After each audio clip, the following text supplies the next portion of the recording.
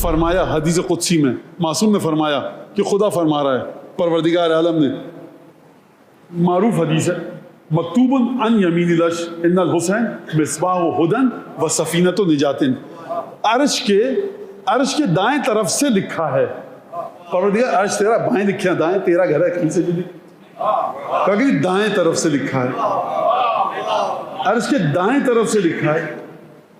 دائیں طرف سے کیوں لکھا ہے؟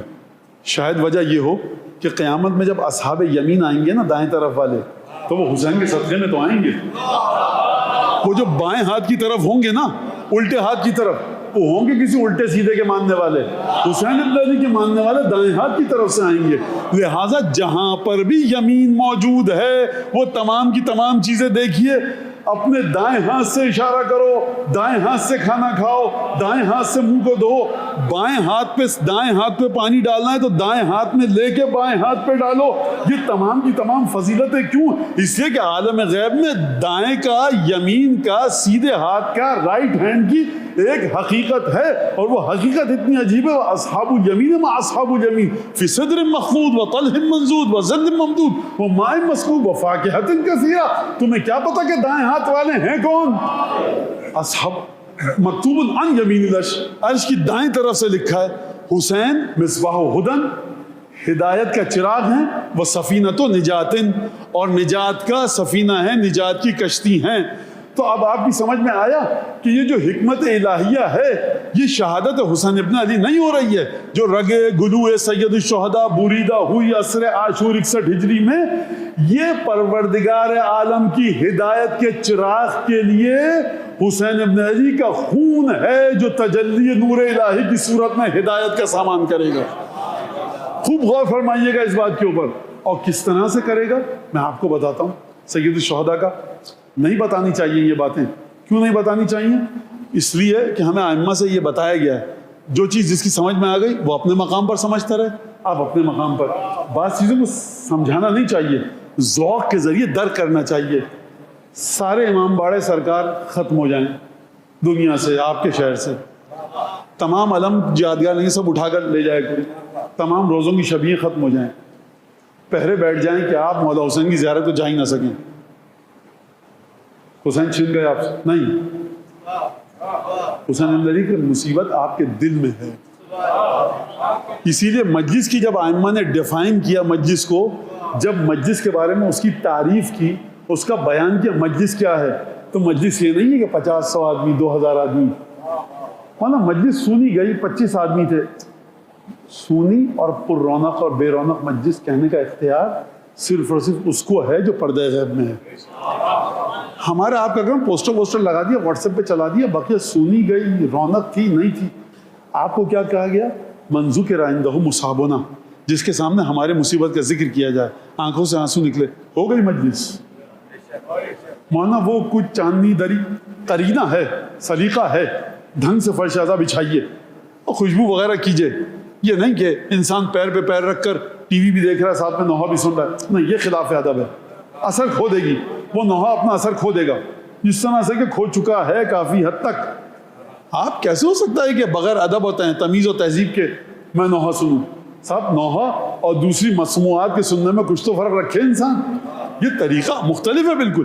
کہ صاحب آپ ہم دیکھ رہے ہیں آن لائن مجلس آ رہی ہے، پیر پہ پیر رکھ کر چائے بھی پی رہے ہیں، مصائب آئے تو پیر نیچے کرے، چائے کا کپ ہٹا دے، ایسے نہیں ہوتی مجلس، اثر ختم ہو جائے گا۔ لیکن مجلس ایسے ہوتی ہے من ذکر عندہ مصابنا، جس کے سامنے ہمارا ذکر کیا جائے مصیبت کا، اس کی آنکھوں سے آنسو ٹپک جائیں تو اس کو فلاں فلاں تحفے ملیں گے۔ یعنی کیا مطلب؟ آپ امام باڑے بند کر سکتے ہیں، آپ امام باڑوں کو نعوذ باللہ ختم کر دیجئے، کہیں امام باڑہ کوئی نہ رہے، علم نہ رہے، روزوں کی شبی نہ رہے، ماتمی انجمنیں ختم ہو جائیں۔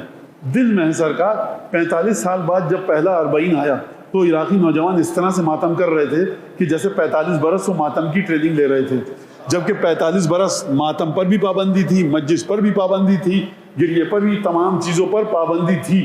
تو یہ آپ سمجھیے کہ کس طرح سے یہ منتقل ہوتا ہے۔ تو غم سید الشہداء وہ ہے، حکمت الہیہ یہ ہے کہ خون حسین ابن علی کی تاثیر یہ ہے کہ عزادار حسین ابن علی جہاں جس طرح جس حال میں ہو، خداوند تبارک و تعالیٰ کی طرف سے مکمل اجازت دی گئی ہے کہ تم عزاداری کر لو۔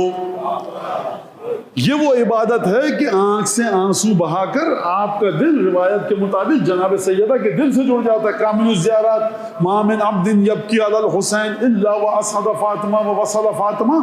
کوئی شخص خدا کا بندہ ایسا نہیں ہے کہ جو حسین ابن علی پر گریہ کرے مگر یہ کہ اس کا دل سیدہ کے دل سے جڑ جاتا ہے اور وہ سیدہ کی مدد کرتا ہے, سیدہ کو خوشحال کرتا ہے. کوئی ہے ایسی عبادت مجھے آپ یہ بتائیے. کہاں پر بیٹھ کر؟ امام باڑے میں 10,000 لوگوں کے ساتھ نہیں, گھر کے صحن میں, چھت پر, بورچ خانے میں بیٹھ کر, مصلے پر, ڈرائنگ روم میں, ڈائننگ روم میں, لان میں, گھاس پر, سڑک پر, فٹ پاتھ پر, بس پر, سفر کے دوران, آفس کی ٹیبل کے پیچھے. ایک دفعہ سید الشہداء یاد آئے, آنکھوں سے ٹپ ٹپ آنسو بہے, آپ کا دل جڑ گیا شہزادی کے دل سے. کتنا فاصلہ ہے سرکار.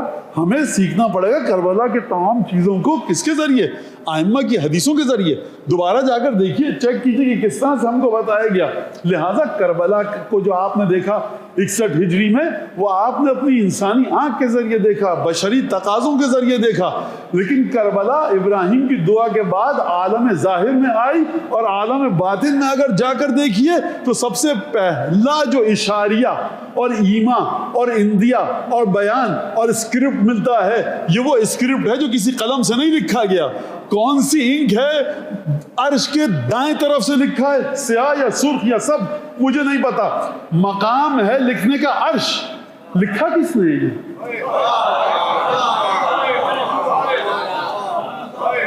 کس پیغمبر نے لکھا ہے؟